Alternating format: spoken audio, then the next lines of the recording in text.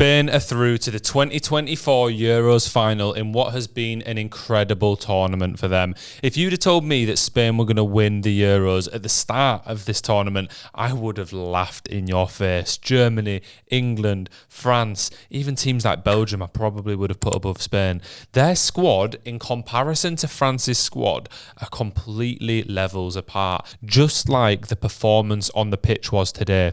Spain, when they got that ball moving, were far and away the better team. It wasn't even close. France had a couple decent spells, a couple set-piece chances, the odd chance throughout the game, but in reality, they only played slightly better than they have for the rest of the tournament. It was a very quick start from Spain, a great chance for Fabian Ruiz in the 5th minute, who somehow managed to head it over the bar from inside the 6-yard box, and then France hit early on with their first open play goal of the tournament, which is crazy within itself with the attacking firepower that they have. The fact that they were yet to score a goal from open play all the way up to the semi-final, that must be a Euros record. A ball played out to Mbappe, who's been marked by a rather old Jesus Navas. I'm surprised that he's still playing, by the way. He's been knocking around in world football for a long time. A real legend of the game, playing at Sevilla for so many years. He deserves the respect that he gets from the Spain fans, but maybe at 37-year-olds, marking one of the best players in world football is not the best shout, and I think that showed in this moment when Jesus doesn't commit, doesn't try really to get to Mbappe, and that allows Mbappe to put in a fantastic cross which Kolo Muani heads in. Kolo Muani, another fantastic young player. France do have a lot of great young players. I heard an interesting point throughout the game that France have got more players at Barcelona and Real Madrid than Spain do. I don't know if Spanish people will be offended by that. Probably not Barcelona fans, but Real Madrid fans maybe. I'm surprised that a lot more of their players aren't still playing for their top teams. But anyway, that puts France 1-0 up, and I'm thinking, could this be the game that they turn it around? Could they start playing nice football and grab a couple goals against a brilliant Spain side? Really didn't go like that. It wasn't too long until Spain started to turn it around. France are 1-0 up. Who is going to step up for Spain? You look at that Spain squad, who is the man to take the game by the balls and bring it to France? That's right. It is the 16-year-old Yamal.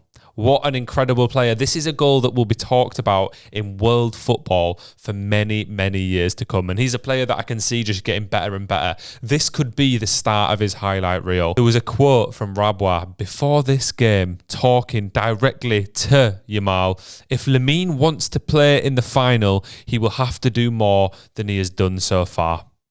What an idiot he must feel like right now. It was Rabwa who was just in front of Yamal, who Lamine stepped past in order to whip a beautiful shot in off the post. Oh my goodness, what a goal this was. Tell me, can you remember a better goal in recent Euros history? I can't remember a goal that feels that unique and that special from a player so young. He turned 17 the day before the final of this tournament. Imagine scoring that goal and then goes on to the final and wins it, or even if he doesn't, at 17 years old playing in the final, having had the tournament that he's had, is just one of the biggest achievements I've ever seen. If this kid doesn't go on to be one of the best footballers in existence, it's going to feel like a slight disappointment after seeing a goal like that. And things just kept getting better for Spain in this first half. Just a few minutes later, some unbelievable ball control and dribbling play from Olmo, who then whacks a shot that is going in the bottom left corner, but it ricochets off Koundé to go in the net. So within the space of 5 minutes, France have gone from 1-0 up in the Euro semi-final to conceding 2 fantastic goals against Spain. At this point, you're thinking, it's gone from France doing so well to Spain maybe running away with this. Up to these 2 goals, up to this 5-minute period, France were yet to concede a goal in the tournament. The way that this game was flipped on its head is just impeccable play from Spain, and I absolutely love to see it. They've played much more entertaining football as opposed to France's not so positive attacking movements. And then brings us into halftime. 2-1 to Spain, and this was by far the more entertaining half of the game. The second half wasn't a particularly dull watch, but it also wasn't as good as the first half was. First thing I want to point out, in the second half, Spain had a fantastic passing move, which put, I believe it was Williams, effectively one-on-one, and the France keeper had to sprint out and just made the tackle.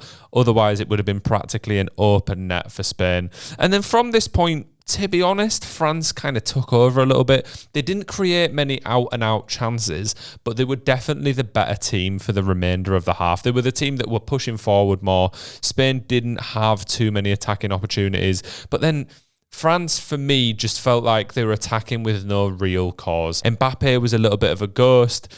I feel like this tournament has been a real tough one for him. 1 goal and 1 assist for Kylian Mbappe is not what we expected coming in. Obviously, Ronaldo, at the end of his tether now, he's played his last international game for Portugal unless he somehow makes it to 41 years old at a World Cup, which actually wouldn't surprise me that much given the size of that man's ego. Messi getting on a bit now. He's obviously just won the World Cup. He's completed international football. This is Mbappe's time to take the crown, to become the GOAT, the best footballer in the world without a doubt. I mean, he probably still is anyway. 1 goal and 1 assist doesn't really say that to me. Admittedly, France's play has just been horrible throughout, and that lack of goals and assists from France meant that the finishing scoreline was 2-1 to Spain. I did predict it. I predicted a Spain victory. All we need now is an England win tomorrow, and I can rest easy. What does this mean for Didier Deschamps? Because awful tournament from France. Usually they manage to make it over the line and get a pretty good ending. This was really poor. I think after 12 years in charge, it might be time for him to move on. A lot of good young players in that France squad. Of course, Mbappe, Kolo Muani, William Saliba, Tchouaméni. Lots of players that can continue improving. I think it's time to switch up the manager and give them some fresh, new tactics to go into the World Cup if they want a better chance of doing well, that is.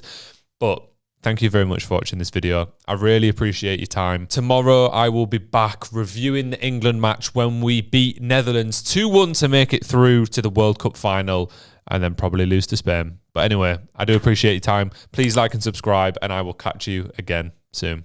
Peace.